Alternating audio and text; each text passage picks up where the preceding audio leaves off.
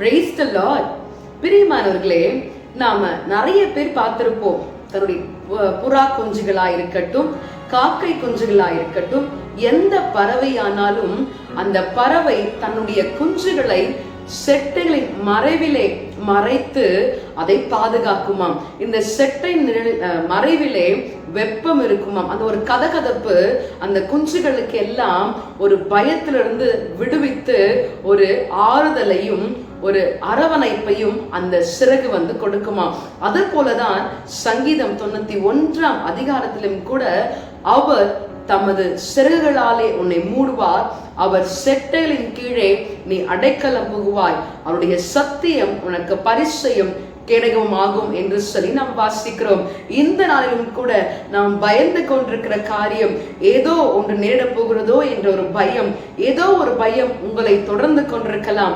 நீங்கள் கர்த்தரின் செட்டைகளின் மறைவிலே என்னை மறைத்துக் கொள்ளுங்க ஆண்டவரே என்று சொல்லி ஒப்பு கொடுக்கும் பொழுது நிச்சயமாகவே உங்களை மறைத்து அவர் பாதுகாத்து ஆறுதல் படுத்துகிற தேவனாயிருக்கிறார்.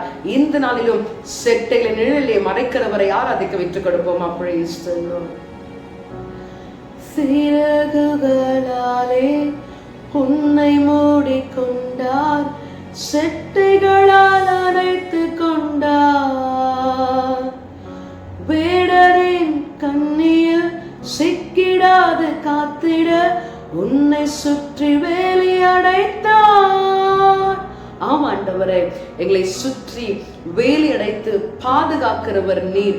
உம்முடைய செட்டைகளின் மறைவிலே எங்களை மறைத்து ஒவ்வொரு நாளும் ஆண்டவரே எல்லா பயத்துக்கும் நீங்களாக்கி எங்களை ஆறுதல் படுத்தி ஆண்டவரே ஒரு கம்ஃபர்ட் ஜோன்ல எங்களை வைத்துக் கொள்ளும்படியாக உங்களுடைய அன்பின் கரத்துல விட்டு கொடுக்கிறோம். இந்த நாளிலேயும் அப்படிப்பட்ட ஆசீர்வாதம் எங்கள் மேல தங்கி இருக்கட்டும். ஆசீர்வதியும் இயேசு கிறிஸ்துவின் நாமத்தில் ஜெபிக்கிறேன் பிதாவே, ஆமென். அவர்களே, நம்பர் 123 மோசூர் நெடுஞ்சாலையில் அமைந்துள்ள நமது அரக்கோணம் பெந்தேகோஸ்தே அசெம்பிளி சபையிலே வருகின்ற வியாழன், வெள்ளி, சனி, ஞாயிறு ஆகிய தினத்திலே கன்வென்ஷன் கூட்டங்கள் நடைபெறுகின்றன.